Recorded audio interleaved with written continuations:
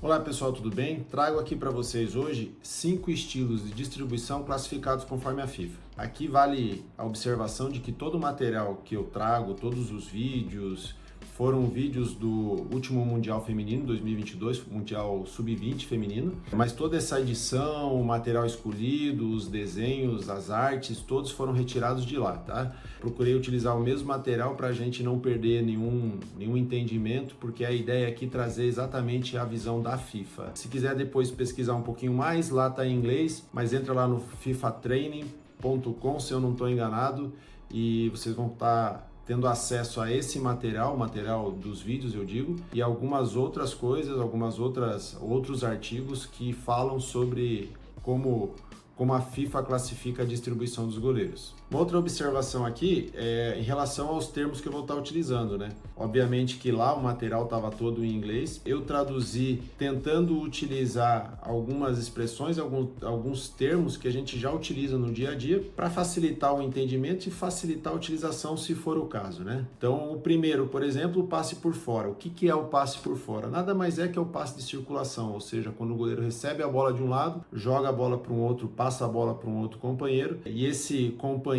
está posicionado de uma forma que daí ele tem condição de construir, ou seja, nesse passe o goleiro não gera nenhum tipo de benefício, apenas ele passa para um companheiro para que esse sim tem a condição de progredir no campo e ter algum tipo de vantagem para frente. Já esse segundo tipo de distribuição, é o passe por dentro, o goleiro já gera algum tipo de benefício. É aquele passe que o goleiro acha normalmente um volante ou algum meio campista ali, que ele está posicionado atrás da primeira linha de marcação adversária, e quando o goleiro consegue executar esse passe, o companheiro dele ele já recebe a bola tendo eliminado pelo menos uma linha defensiva, né? Já começa a gerar algum tipo de benefício para a equipe.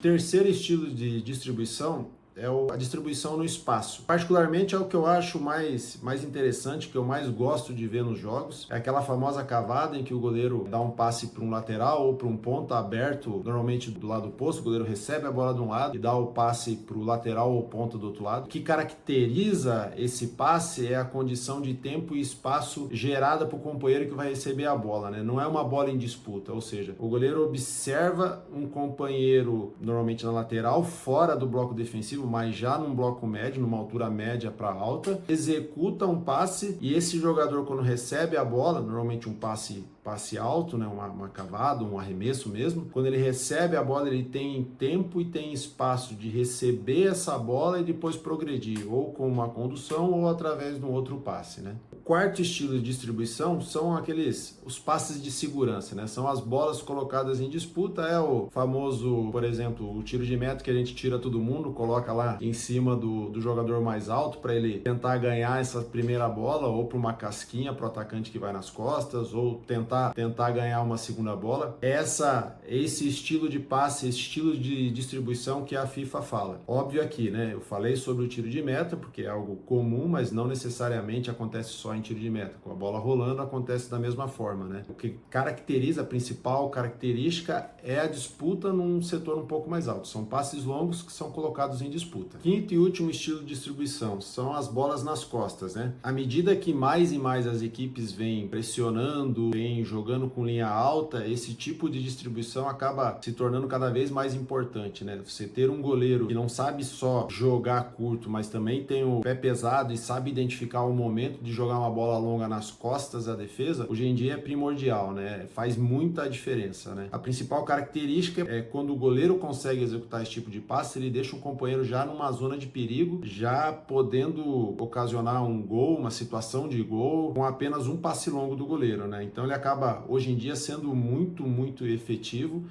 obviamente dependendo do modelo que a tua equipe está jogando e que teu adversário também está jogando, né? Mas muitas vezes hoje a gente observa vários goleiros, várias equipes tendo benefício através desse tipo de passe, desse tipo de distribuição, as distribuições realizadas nas costas da última linha defensiva. A FIFA também elaborou esse quadro aqui que eu trago para vocês, um quadro ilustrativo que eu achei interessante, porque ele mostra, dividido por cores aqui, os setores do campo onde normalmente acontecem cada tipo de distribuição. Obviamente que à medida que o jogo está em bloco baixo, bloco médio, bloco alto, as zonas vão se alterar, mas acho que é um quadro interessante para a gente estar lembrando de cada tipo de passe e onde normalmente eles acontecem, né? É muito mais um quadro pedagógico do que 100% fidedigno. Tendo estudado um pouco desse material, o que fica, o que ele traz para a gente, né? Eu acho que o primeiro aspecto é a gente entender como que a FIFA observa, como ela classifica, e quais os termos que ela utiliza quando ela fala de distribuição dos goleiros, né? É interessante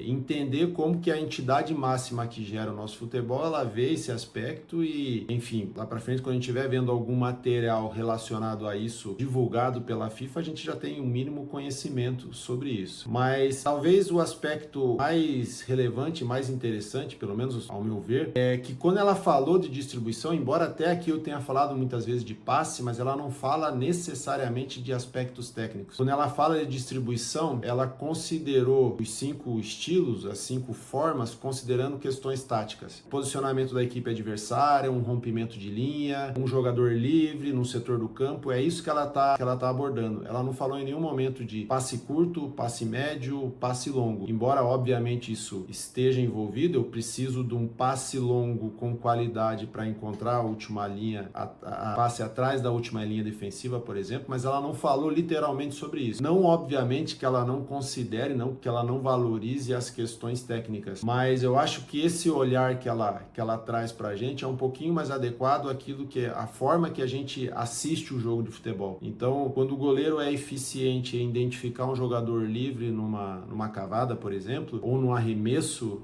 que seria no setor médio do campo, a gente tá falando que o goleiro é eficiente naquilo. Chama atenção pra gente o aspecto técnico, mas de uma forma geral a gente avalia a tomada de decisão e a ação como um todo. E aí envolve leitura, tomar decisão e sim um aspecto técnico, né? Como que a gente utiliza isso, né? Para mim fica muito mais a ideia, o insight para a gente estar pensando como é que a gente analisa os nossos goleiros, as situações que a gente observa dos nossos goleiros, dos goleiros adversários, obviamente, e fugir um pouquinho dessa questão só técnica de passe e voleio. Enfim, é um pouquinho mais rico, vai um pouquinho além disso. Eu não desconsideraria de forma alguma, obviamente, a capacidade técnica de cada ação, o aspecto técnico de cada ação, mas eu deixaria um pouquinho mais rico. Como fazer isso? Eu acho que é um exercício interessante para cada um de nós, mas não dá para a gente desconsiderar também essa questão, né? Fica aí mais uma dica, mais um material para a gente estar pensando e quebrando a cabeça a respeito, tá bom? Um abraço e até a próxima.